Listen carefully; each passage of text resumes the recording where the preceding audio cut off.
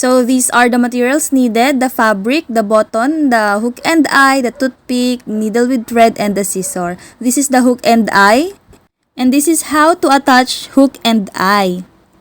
First, let's secure the hook and eye in the place with the basting stitch, and make sure that they are in line with each other.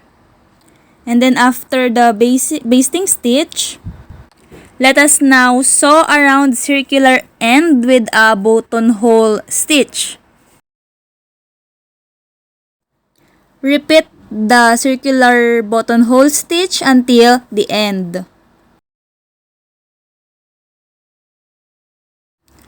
Class, please take note that we should be using the same color of fabric with the same color of thread, okay? But this time, I will be using different color of thread in a fabric because I want you to see the process. That's why I am using different color of a thread, okay?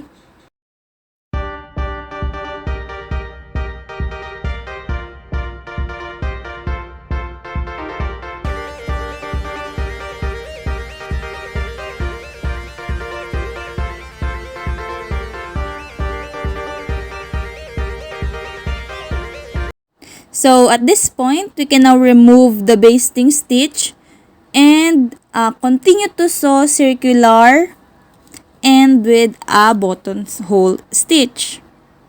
Just like this. So now, we can now sew the eye. And apply the basting stitch first.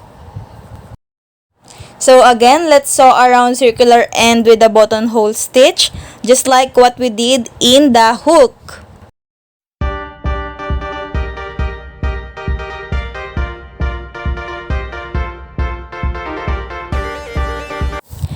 And again, let us now cut or remove the basting stitch. And there we have it. This is how to attach hook and eye. Now, let's move on to attaching button in a fabric. And then these are the materials needed: the button, the needle with thread, the toothpick, and the piece of fabric.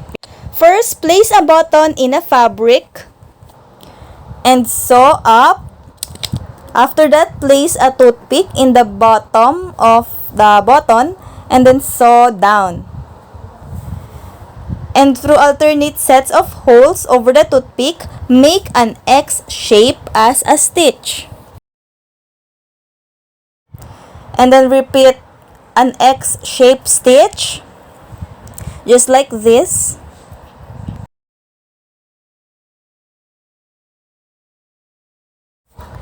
And then at this time, we can now remove the toothpick. As you can see, there is an X shape. And then after that, we need to wrap the thread loops under the button to make the shank. Just wrap the thread loops under the button and then place a few over stitches under the button to stop it from moving. And then there we have it. This is how to attach button